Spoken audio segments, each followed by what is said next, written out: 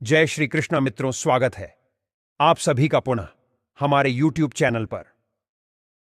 मित्रों, त्रिया चरित्र की एक ज्ञानवर्धक कहानी आज मैं आपको सुनाने जा रहा हूं। उम्मीद करता हूं कि यह कहानी आपको बहुत पसंद आएगी। आपसे निवेदन है कि कहानी को पूरा अवश्य सुने, क्योंकि मित्रों, यह कहानी आपको बहुत अच्छी जानकारी और सीख देकर के जाएगी। कहते हैं, कुटिल स्त्रियों के चरित्र को ब्रह्म भी नहीं समझ पाए, मनुष्य की तो बात ही क्या है। तो लिए मित्रों, समझते हैं। इस कहानी के माध्यम से एक बार एक सन्यासी तीर्थ यात्रा के लिए जा रहे थे। चलते चलते रास्ते में ही शाम हो गई और फिर उन्होंने एक सराय की तरफ जाकर देखा। एक बुनकर अपनी स्त्री के साथ कहीं जा रहा था। सन्यासी ने उस आदमी से कहा, भाई, मैं एक यात्री हूं, आगे मुझे बहुत दूर जाना था, पर रात्रि हो जाने के कारण मैं अब आगे नहीं जा सकता। आज की रात आप मुझे अपने घर में ही गुजर लेने दो, सुबह मैं यहां से चला जाऊंगा।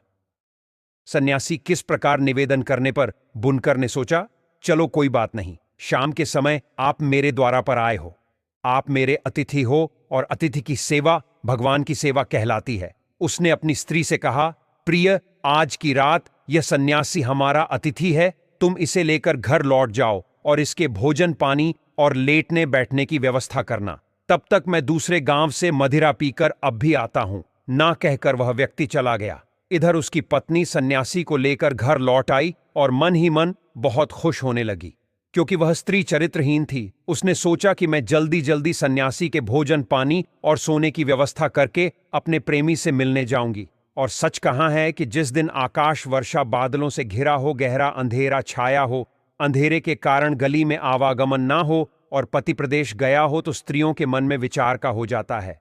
मित्रों, कहते हैं, उल्टा स्त्रियों का अपने पतियों में तो अनुराग नहीं होता, इसके विपरीत पर पुरुषों में उनकी आसक्ति खूब होती है।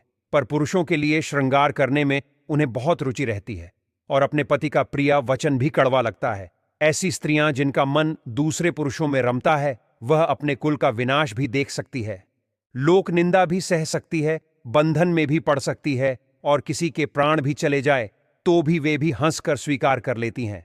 मित्रों, पति के जाते ही उसे दूषित चरित्र स्त्री ने सन्यासी को भोजन कराकर और उसका बिस्तर करके उनसे कहा, सन्यासी जी, मैं थोड़ी देर के लिए अपनी सहेली के घर जा रही हूं, उससे मिलकर मैं अभी लौट आऊंगी, तब तक आप घर में आराम से विश्राम करें। इतना कहकर वह सिंगार आदि करने के बाद अपने मित्र से मिलने चल दी। जैसे ही वह घर से निकालकर चली, सहयोग से उसका पति उसे सामने से आता हुआ दिखाई दिया। पति को देखकर वह डर के मारे एकदम पीछे लौटकर भागी और जल्दी जल्दी अपने श्रृंगार को बिगाड़कर पहले की तरह बनकर घर में आकर बैठ गई। उसका पति नशे में धुत था, लेकिन फिर भी उसने समझ लिया कि उसकी स्त्री उसे देखकर लौटकर क्यों भागी। और थोड़ी देर पहले तो वह उसे साधारण वेशभूषा में छोड़ गया था, पर इतनी जल्दी यह श्रृंगार करके आभूषण पहनकर कहाँ जा रही थी। वह उसकी कुटिल मंशा को समझ गया था, क्योंकि उसकी शिकायत है वह लोगों के मुख से पहले भी सुनता आ रहा था। उसने घर में घुसते ही क्रोध भरी नजरों से उसे देखते हुए उससे पूछा, है दुष्ट, तू इस समय कहां गई थी? पत्नी कहने लगी, कैसी बात करते हो, मैं भला कहां जाऊंगी, मैं शराब के नशे में तुम्हारी आंखों को धोखा हो गया है। पति बोला, है कुल कलंकिनी, तुम्हारे लोक अपवाद को मैं बहुत दिनों से सुनता रहा हूं और आज मैंने तुझे अपनी आंखों से जाते हुए देख लिया। अब मुझे पूरा विश्वास हो गया है कि तू मेरी आंखों में धूल झोंक कर किसी और से मिलने जाती है। आज मैं तेरा अच्छा इलाज करूंगा। मित्रों, इतना कहकर उसे बुनकर ने अपनी स्त्री को खूब डंडों से पीटा और उसे घर के खंभे से बांधकर खड़ा कर दिया। शराब के नशे में दुख होने के कारण वह भी जाकर सो गया। इधर एक औरत उसकी सहेली थी। जब उसने उसके पति को शराब के नशे में सोते हुए देखा तो मौका पाकर वह अपनी सहेली से मिलने गई और बोली, है सखी देवदत्त, तुम्हारा मित्र तुम्हारी प्रतीक्षा कर रहा है, तुम सीख रहे उसके पास, जो वह बहुत गुस्से में है। दुष्ट स्त्री कहने लगी, सहेली, बात तो तुम्हारी ठीक है, पर मैं इस समय कठिन बंधन में जकड़ी हुई हूं, मैं वहां कैसे जा सकती हूं, और दूसरी ओर मेरा पापी पति पास में ही पड़ा है। अब तू ही बता, मैं क्या करूं? उसकी सहेली कहने लगी, तू चिंता मत कर, तेरा पति शराब के नशे में दूध है, ये सुबह से पहले नहीं जागेगा। मैं एक काम करती हूं, तेरा बंधन खोलकर तेरी जगह में बंद कर खड़ी हो जाती हूं। तू अपने मित्र से मिलकर श्री घर मेरा बंधन जाकर खोल देना। अपनी सहेली की बात उसे अच्छी तरह समझ में आ गई थी। उसने वैसा ही किया। उसने अपनी सहेली को अपने स्थान पर बांधकर खड़ा कर दिया और खुद अपने मित्र के पास चली गई। इधर क्या हुआ कि उसका शराबी पति नींद से जाग ही रहा था। नशा कम हो जाने के कारण उसका गुस्सा भी काम हो चुका था। बुनकर कहने लगा, देख, आज के बाद तू बाहर जाना छोड़ देगी और मुझे कठोर वचन बोलना भी छोड़ देगी तो मैं आज तेरा बंधन खोल सकता हूं। पर उसे बेचारे को क्या मालूम था कि जिसकी वह बंधन खोलने की बात कर रहा है वह मेरी स्त्री नहीं बल्कि उसकी सहेली है। आवाज पहचाने जाने के कारण उसकी बात का कोई जवाब नहीं दिया। बुनकर ने फिर वही बात दोहराई पर वह फिर भी कुछ नहीं बोली। उसको निरुत्तर देखकर बुनकर को फिर गुस्सा चला जा रहा था। उसने गुस्से में एक धारदार हथियार से उसकी नाक काट डाली और उसे गाली देता हुआ फिर सो गया। इधर वह सन्यासी यह सारी कहानी देख रहा था। उधर काफी देर के बाद जब बुनकर की स्त्री लौटकर आई तो उसने अपनी सहेली से पूछा, सहेली, तू ठीक तो है? मेरे जाने के बाद ये पापी जागा तो नहीं? तो उसे औरत ने बोला, बहन, तू मेरा बंधन खोल।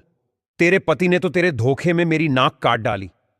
बुनकर की स्त्री ने अपनी सहेली का बंधन खोला और उसे उसके घर भेज दिया। कटी हुई नाक लेकर अपने घर पहुंची और चुपचाप चारपाई पर लेट गई। मित्रों, इधर थोड़ी देर के बाद बुनकर फिर नींद से उठा और अपनी स्त्री से बोला, है दुष्ट स्त्री, तू बोलती है या अब की बार तेरे कान भी काट दो? बुनकर की स्त्री जोर से चीखती हुई बोली, अरे मूर्ख, तुझ पर तो ढीकर है। मुझ जैसी सती का नाक काटने वाला और मुझे बदनाम करने वाला इस दुनिया में भला कौन हो सकता है? और स्वांग रचती हुई बुनकर की स्त्री कहने लगी, है देवताओं, यदि आप देख रहे हो ही सूर्य, चंद्रमा, अग्नि, कुबेर, वरुण, इंद्र, धरती, आकाश, पाताल और धर्म, यदि तुम्हारी नजरों में मैं पवित्र हूं, मैं मन से भी दूसरे पुरुष की इच्छा ना की है, तो देव मेरी नाक को पहले की तरह फिर से सुंदर बना दो। यदि मेरे मन में पर पुरुष का झूठा भी चिंतन हो तो आप मुझे जलाकर भस्म कर दो। इतना कहकर वह दुष्ट स्त्री अपने पति से बोली, है मूर्ख आदमी, देख, मेरे सतीश की शक्ति से मेरी नाक फिर से ठीक हो गई है। मित्रों की बात सुनकर बुनकर हाथ में मशाल लेकर अपनी पत्नी की नाक देखने लगा। उसने देखा कि पत्नी की नाक पहले की तरह जो कि क्यों है, और जमीन पर देखा तो बहुत सारा रक्त भरा था। वह एकदम से भयभीत हो उठा। डर के मारे उसने अपनी पत्नी का बंधन खोल दिया और उसे चारपाई पर बैठकर और उसे क्षमा मांगने लगा। वो इसे चमत्कार समझकर वह अपनी स्त्री को देवी की बात समझने लगा, परंतु इस रहस्य की बात तो वह सन्यासी भली भांति समझ रहा था जो उसे रात बुनकर के घर में रुका हुआ था। उसे सन्यासी पूरी रात जाकर उनका यही तमाशा देखता रहा और सोचने लगा, धन्य है त्रिया चरित्र की लीला। दुष्ट स्त्रियां हंसते हुए पुरुष के साथ समय देखकर हंसती है, रोने वाले के साथ रोती है, तथा जो उन्हें पसंद नहीं है उसके साथ मीठी मीठी बातें करके उसे बस में रखती है। ऐसी स्त्रियों की बातों में अमृत और मन में हलाहल विष भरा होता है। कहते हैं, काम पुरुषार्थ किसी अल्प सुख के लिए थक जाता है, भंवरों की तरह कमल का रस लेते हैं और बाद में अपने हाथों से अपनी छाती और माथा कूटते हैं। ये सब सोचते सोचते सन्यासी की रात बड़ी मुश्किल से काट पाई। उधर दुष्ट स्त्रियों की सहेली ने सोचा कि रात तो कट गई, अब मैं अपने पति को क्या जवाब दूंगी, कौन सा यातना करूं, किस भेद को उजागर न होने दो। वह ये सब सो ही रही थी कि इतने में उसका पति, जो काम की तलाश में राजा के महलों में गया था, सुबह सुबह वह लौट कर आया और लोगों की हजामत बनाने के लिए अपनी पत्नी से अपने हजामत बनाने वाले औजारों की पेटी मांगने लगा। परंतु उसे औरत ने क्या किया, वह अपने भेद को छुपाने के लिए पहले से तैयार बैठी थी। उसने पेटी में से एक छुरा निकालकर नाई की ओर फेंक दिया। नाई ने देखा कि उसने पेटी की जगह एक छुरा मुझे दिया है, वह भी फेंक कर तो उसने वह छुरा अपनी पत्नी की ओर गुस्से से फेंकते हुए बोला, यह छुरा पेटी में रखकर पूरी पेटी ही मुझे दो। जैसे ही छुरा अपनी पत्नी की ओर फेंका, फिर उसकी पत्नी का मौका लग गया। वह अपनी नाक पकड़कर चिल्लाते हुई घर से बाहर आकर चीखने लगी, कहने लगी, अरे देखो, मेरे पति ने मेरी नाक काट डाली, मुझे बचाओ, इस दुष्ट ने मुंह जैसी संतवंशी नारी की नाक काटकर मुझे कलंकित कर दिया। मित्रों, अब क्या था, स्त्री के रोने चिल्लाने की आवाज सुनकर राजा के सिपाही आए और नाई को पीटते हुए राजा के दरबार में ले गए और बताया कि महाराज, इस नाई ने बिना कसूर अपनी स्त्री की नाक काट दी, इस कठोर दंड दिया जाए। राजा ने नाई से पूछा है, नाई, तुम्हारी स्त्री ने क्या अपराध किया था जो तुमने उसकी नाक काट दी? क्या वह पर पुरुष को चाहती थी? क्या वह किसी परदेसी के साथ बातचीत कर रही थी? क्या इसने कोई चोरी की है? साफ साफ बताओ। राजा के पूछने पर नाई डर के मारे कुछ नहीं बोला।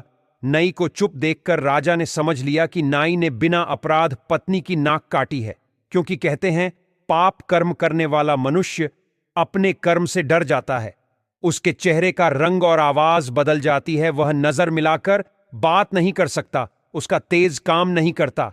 याद रखना मित्रों, जिसके मुंह का रंग फीका पड़ गया हो, मस्तक पर पसीना आता हो, जिसके चलने पर लड़खड़ते हो, जो घबराई हुई आवाज में बोलते हो, जो नजर झुकाकर बात करता हूं, यह दोषी होने के लक्षण होते हैं।